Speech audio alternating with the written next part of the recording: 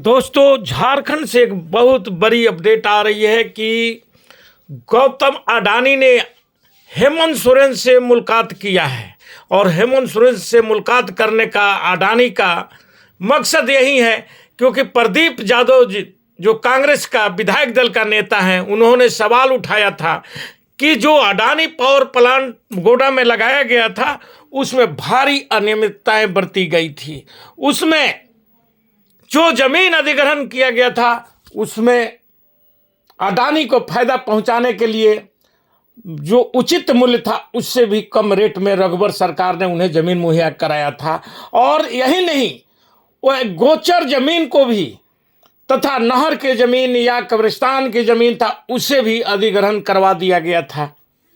इन तमाम बातों को जब प्रदीप यादव जी सदन में रखे, जिसको सरकार भी मान गई थी और उस पर उच्च स्तरीय जांच कराने को ठानी थी और उस पर कार्य भी हो रहा था। और इसी को देखते हुए अडानी और उनका भतीजा राजेश अडानी दोनों स्पेशल जहाज से रांची एयरपोर्ट पर पहुंचते हैं और बंद कमरे में हेमंत सोरेन जी से 2 घंटे तक बातचीत करते हैं।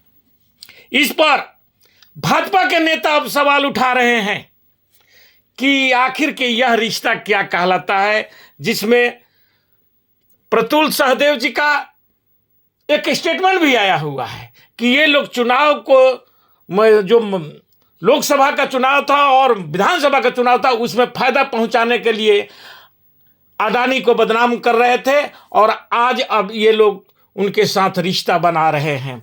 और दूसरी तरफ जेएमएम का अपना बचाव आया है। जो मनोज पांडे जी जो प्रवक्ता हैं, उनका कहना है कि हम लोग किसी के खिलाफ नहीं है, लेकिन जो केंद्र की मोदी सरकार है उसके नीतियों के खिलाफ है। और उसके नीति में ये बात स्पष्ट है कि अडानी को विशेष रूप से रघुवर सरकार के उस समय जब अडानी का वहां पावर प्लांट बैठ रहा था उसमें विशेष उनको सुविधाएं दी गई थी।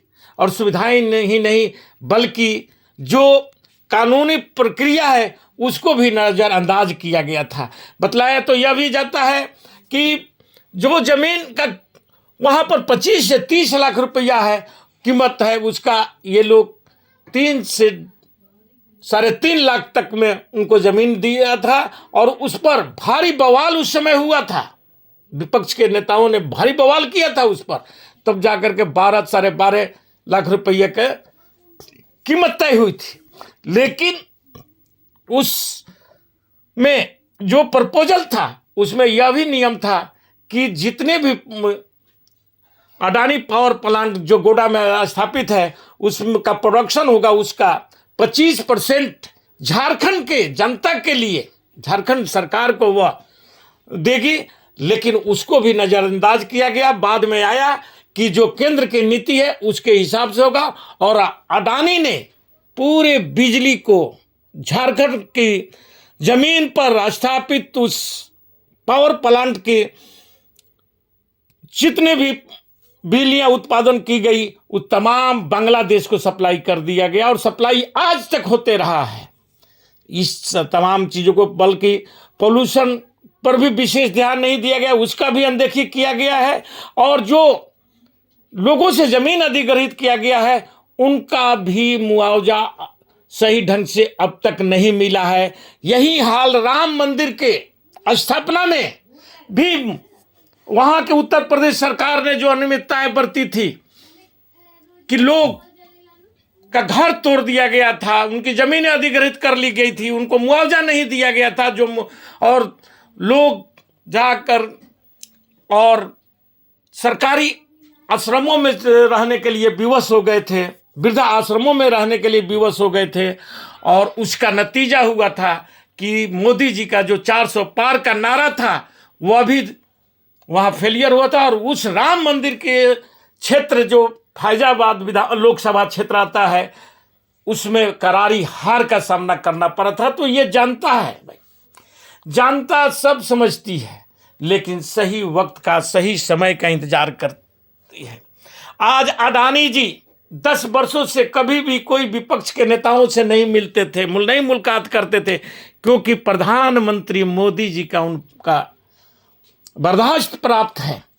लेकिन जब से ही मोदी जी 240 पर आकर के सिमटे हैं और लंगरी सरकार, बैसाखी की सरकार चलाने लगे हैं, तो अब अडानी को समझ में आने लगा है कि अब यदि हम विपक्ष के नेताओं को साथ में नहीं लेंगे तो हमारी तमाम जो विस्तारवादी नीति है वह उसको रोक देगी। और इस पर कांग्रेस ने प्रखरता से जो अपनी बातों को रख रहा है सदन में, जिस ढंग से प्रदीप यादव जी लगातार जब से सरकार का गठन हुआ है इन बातों को मांग कर रहे हैं कि उसकी उच्च स्तरीय जांच हो, और उच्च स्तरीय जांच की घोषणा भी झारखंड सरकार ने किया था।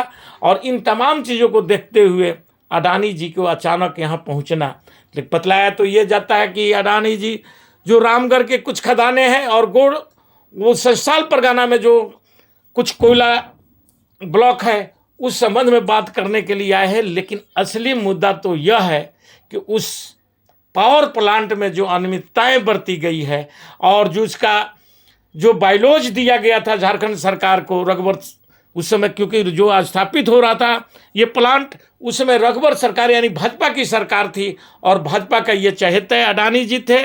और अडानी जी ने झोलियां भर भर करके इन लोगों को डोनेशनें दिए थे, उसके बदले में उनको ये ज़मीन दी गई। तो झारखंड की ज़मीन को कौड़ी के दाम में जो दे दिया गया था, अब ये जब यहाँ सरकार बदल गई है तो अब उस पर जांच होगी। और जांच होने के मतलब यह भी हो सकता था या हो सकता है कि वह प्लांट को बंद भी किया जा सकता है। इसलिए अडानी जी अपनी साम्राज्य को बचाने के लिए झारखंड के दौरे पर आए। और झारखंड के दौरे पर आने के बाद अब इस केस का आगे देखिए क्या फैसला होता है, क्या कार्रवाई होता है, ये तो आने वाला वक्त बतलाएगा।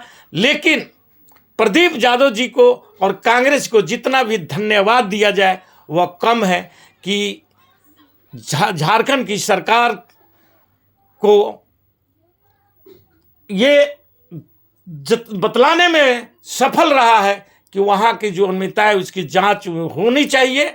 और चूंकि कांग्रेस ने जनता से वादा किया था चुनाव में कि यदि हमारी सरकार आती है, इंडिया गठबंधन की सरकार आती है, तो जिनके साथ भी भेदभाव या उनकी हकमारी किया गया है उनको उनका जवाबदेही तय की जाएगी। जो लोग भी किए हैं या जो लोग भी गलत ढंगों से स्थापित किए हैं उन पर भी कार्रवाई की जाएगी। और उसी का नतीजा है कि अब कार्रवाई शुरू हुई है। लेकिन अब देखिए आगे अडानी और हेमंत सोरेन की मुलाकात के बाद इसका क्या रुख होता है, अब आने वाले समय में हम सब जानेंगे समझेंगे कि आखिर की हेमंत सरकार भी मोदी के राह पर चल रहे हैं या झारखंड वासियों के हक के लिए जो बोला जाता है कि हेमंत है तो हिम्मत है, उसका वह पालन करते हैं। इसी के साथ मैं अपना वक्तव्य समाप्त करता हूं। जय हिंद, जय भारत।